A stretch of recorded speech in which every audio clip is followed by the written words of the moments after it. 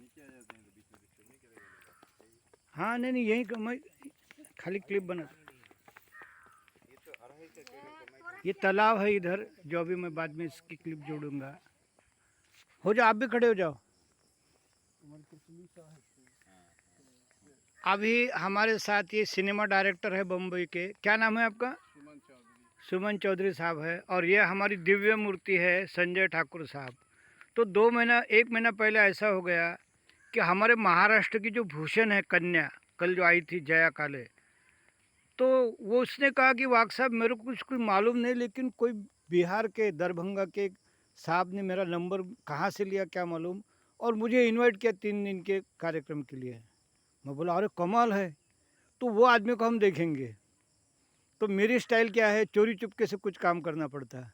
तो जया मैडम ने इनका नंबर दिया, तो तुरंत मैंने इनको मेरे अपने मनोगत को डाला। और बाद में मैं बोला भाई मैं 4,000 नहीं पे कर सकता, 1,000 आई कैन पे। ये बोला आप फुकट आ जाओ, एक दोस्त को भी लेके आओ। तो वाचक लोग, अभी तो राजे महाराजे संस्कृति सब शासन ने नष्ट कर दी है, लेकिन ये कई जन्मों के राजे हैं जिनका मन हमेशा प्रजा में जुड़ा रहता है और अपनी प्रजा सुखी देखने के लिए वो हर तरह प्रयास करते हैं।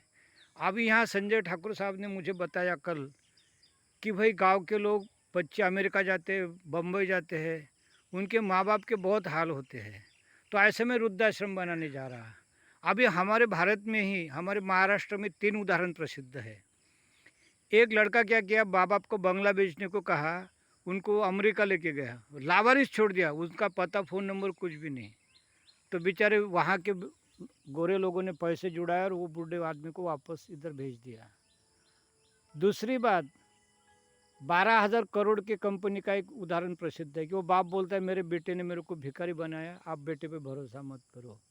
तीसरी बात, लातूर का हमारे एक डॉक्टर की कहानी प्रसिद्ध है। उसको 2 बेटों को पढ़ाता, अमेरिका भेजता, वो बहुत करोड़पति बनते, लेकिन उनको आने को समय नहीं रहता और माँ बाप को आने नहीं देते, बोलते तुम वहीं रहो।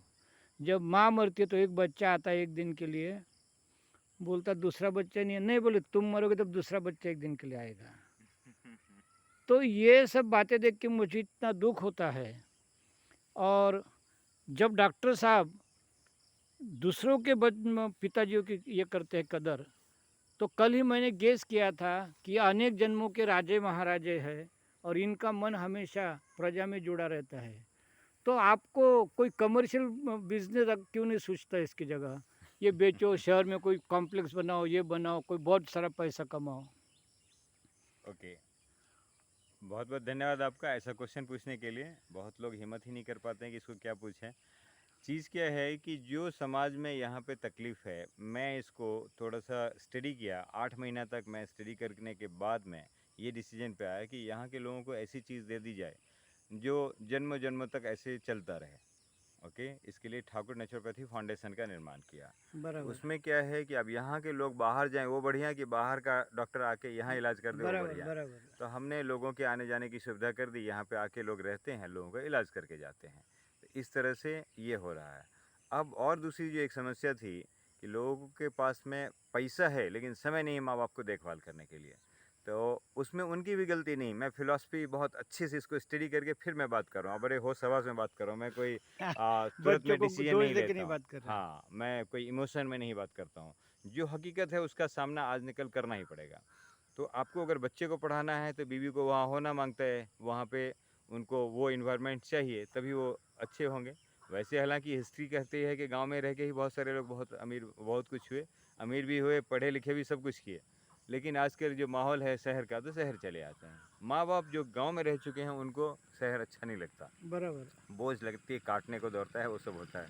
तो उनका यहाँ पे रहना भी हो जाए और सबका काम भी हो जाए, इसके लिए हमने एक एज केयर सेंटर बनाया। इसका नाम वृद्धाश्रम नहीं है, आप इसको, हमारे हाँ महाराष्ट्र में वृद्धाश्रम करेक्ट, कॉमन नेम वो है। हम नाम नहीं देना चाहते हैं क्योंकि कोई भी माँ बाप को वृद्धाश्रम में नहीं डालना चाहेगा ऐसा।